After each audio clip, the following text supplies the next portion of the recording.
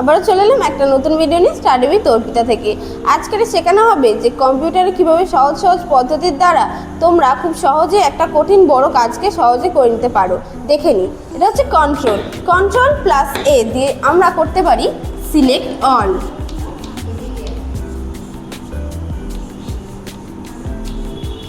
এখানে আছে control plus x, control x মানে হচ্ছে কাট, তাহলে খুব সহজেই তোমরা কাট করে নিতে পারবে। কন্ট্রোল প্লাস বি করলে তোমরা করে নিতে পারবে কোনো লেখাকে বোল্ড। এখানে আছে কন্ট্রোল প্লাস সি মানে কপি, কোনো ছবিকে তাড়াতাড়ি কপি করতে চাইলে কন্ট্রোল প্লাস সি করলে তোমরা খুব সহজেই সেটাকে কপি করে নিতে পারবে।